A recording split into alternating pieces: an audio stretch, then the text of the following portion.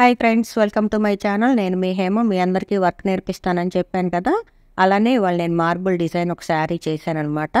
ముందుగా నేను orange colour చేశాను, ప్లెయిన్ డైయింగ్ చేశాను అనమాట. శారీని వైట్ శారీకి ఫస్ట్ ఆరెంజ్ కలర్ చేశాము. ఆ ఆరెంజ్ కలర్ ఎలా చేయాలో నేను ఇప్పుడు మీకు చూపిస్తాను. ప్లెయిన్ డైయింగ్ అనగా మనకి శారీ మొత్తం ముందు ఒక కలర్ చేసేటప్పుడు శారీని ఇలా 2 మడతల మీద తీసుకోండి. ఎందుకంటే డైయింగ్ చేయడానికి మనకి ఈజీగా ఉంటుంది కాబట్టి ఇలా 2 మడతలుగా వేసుకొని పక్కన పెట్టుకొని ఇప్పుడు మనం కలర్స్ ప్రిపేర్ చేద్దాము. చూడండి, బిఎస్ అనమాట. ఇప్పుడు నేను కలర్ రెడీ చేస్తున్నాను. అంటే ఆరెంజ్ చేస్తున్నాం. ముందు మనం ఆరెంజ్ కలర్కి ముందుగా మనం బిఎస్ కలుపుకున్నాము.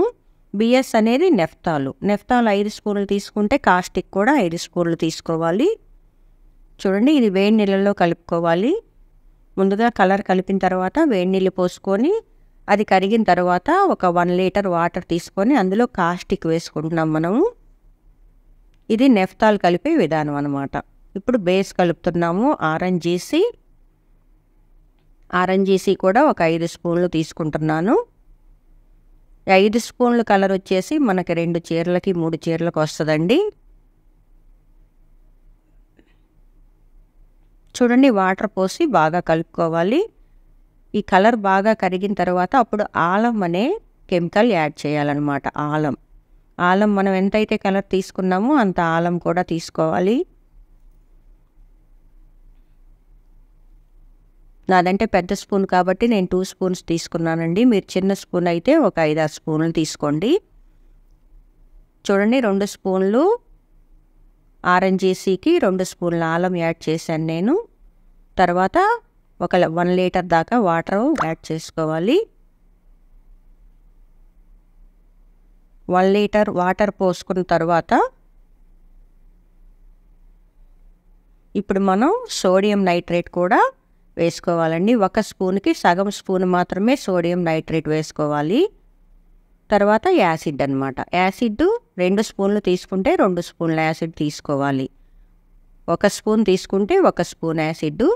అలా తీసుకున్న తర్వాత ఆ కలర్ని మనం బాగా వడకట్టుకోవాలి, కలుపుకొని.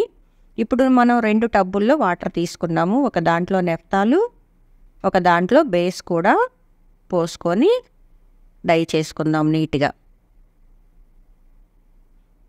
చూడండి, ఇది నెఫ్తాల్ అనమాట. ఇది బేస్. ఒక టబ్బులో నెఫ్తాలు, ఒక టబ్బులో బేస్ తీసుకోవాలి మనం. ఇప్పుడు నీట్గా డై చేసుకోవాలండి. చూడండి, ప్లెయిన్ డైయింగ్ చేస్తున్నాం మనం శారీని. ఇలా 2 మడతల మీద తీసుకొని నీట్గా డైయింగ్ చేసుకోవచ్చు. అప్పుడు నీట్గా డై అవుతుంది మనకి శారీ. అంటే మనకి ఎక్కువ శ్రమ లేకుండా ఇలా 2 పొరల మీద కానీ శారీని తీసుకుంటే నీట్గా డై చేసుకోవచ్చు. పొరలుగా ఇలా తీస్తూ డై చేసుకోండి.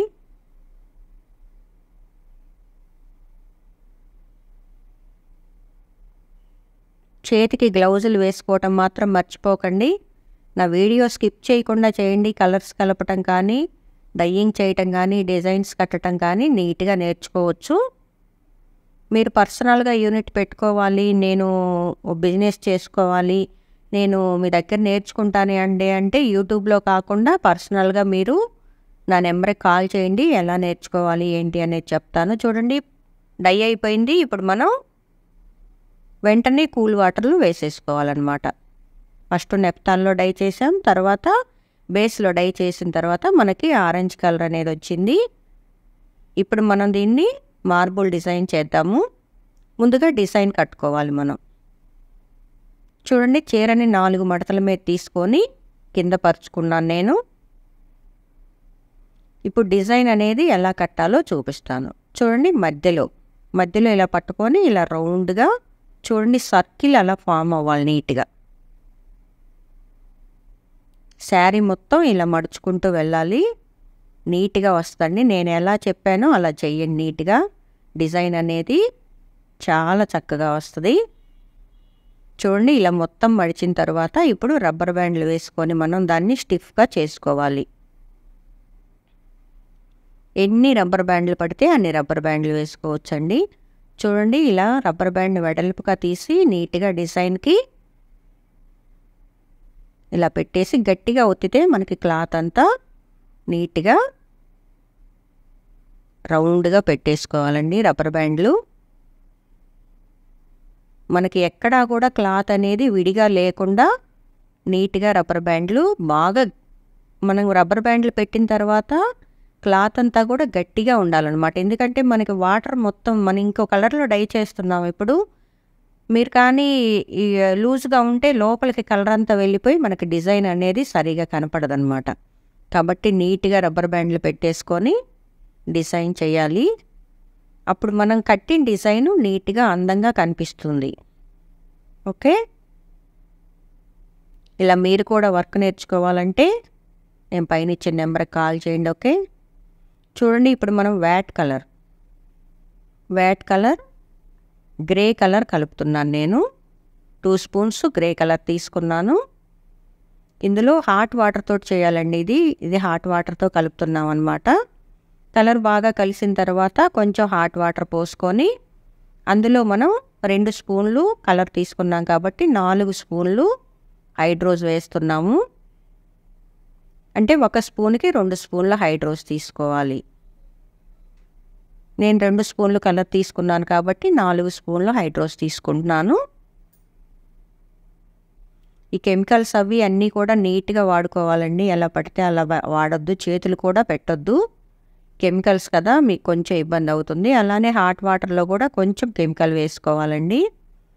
అలానే ఇప్పుడు కాస్టిక్ మనం ఎంతైతే కలర్ తీసుకున్నామో అంత కాస్టిక్ కూడా ఇందులో యాడ్ చేసుకోవాలి. ఇవి వ్యాట్ కలర్స్ అంటారండి. వీటిని హాట్ వాటర్లోనే చేస్తారు. కాస్టిక్ కూడా మనం 1 స్పూన్ కలర్కి 2 స్పూన్ల కాస్టిక్ వేసుకోవాలి. దాన్ని బట్టి మీరు ఎన్ని స్పూన్లు తీసుకుంటే అంతకు 2 మనం ఈ కాస్టిక్ని వాడతామన్నమాట. 2 స్పూన్లు తీసుకున్నాను కాబట్టి 4 స్పూన్ల కాస్టిక్ వేసాను. అలానే హాట్ వాటర్లో కూడా కొంచెం కాస్టిక్ వేసుకోండి. చూడండి మనకి ఇప్పుడు ఈ కలర్ అనేది రెడీ అయిపోయింది. మొత్తం హాట్ వాటర్లో మనం ఈ కలర్ని యాడ్ చేస్తున్నాను. దీన్ని మనం ఒక టబ్బులోకి పోసుకుందామండి. ఎందుకంటే మనకి శారీ డై చేయాలి కాబట్టి ఇందులో మనకి పట్టదు కదా, కాబట్టి నేను టబ్బులో పోసుకొని డై చేస్తున్నాను. చూడండి నీట్గా మనం టబ్బులో ఆ గ్రే కలర్ అనేది వేసిన తర్వాత మనం కట్టుకున్నటువంటి డిజైన్ని నీట్గా డై చేసుకోవాలి. చూడండి ఇలా గట్టిగా ఉండటం వల్ల ఎక్కువ వాటర్ లోపలికి వెళ్ళకుండా వెళ్ళిన దగ్గర మాత్రం డిజైన్ నీట్గా వస్తుంది. చాలా చక్కగా కట్టామండి డిజైన్. మీరు కూడా ఇలా కట్టుకొని డిజైన్ చేసుకోవాలి అంటే వర్క్ నేర్చుకున్నాకే చేయండి. ఏ పనైనా వర్క్ నేర్చుకోకుండా మీరు ఇలాంటి పనులు చేయొద్దు. ఎందుకంటే అవన్నీ కెమికల్స్, యాసిడ్స్ తోటి కూడినవారు అనమాట. మనం హాట్ వాటర్లో చేయాలి, చాలా రిస్క్ ఉంటుంది. అందరూ మేము చేస్తాం మేడం మీ వీడియోస్ చూసి అంటున్నారు. వీడియోస్ చూసి చేయటం కాదండి, వర్క్ నేర్చుకోండి. ఓకే, చూడండి ఇది బ్లౌజ్ అనమాట. బ్లౌజ్ కూడా మనం గ్రే కలర్లోకి డై చేస్తున్నాము. ఓకే, చాలా నీట్గా డై చేసామండి. ఈ వ్యాట్ కలర్లో మనం డై చేసిన తర్వాత వెంటనే కూల్ వాటర్లో వేయకూడదు. కొంచెం సేపు ఆరిన తర్వాత మనకి ఏ కలర్ అయితే కలిపామో ఆ కలర్ వచ్చేదాకా వెయిట్ చేసి అప్పుడు హాట్ వాటర్లో వేసుకోవాలి. చూడండి ఇప్పుడు మనం డిజైన్ ఇప్పదీసి చూద్దాం ఎలా వచ్చిందో.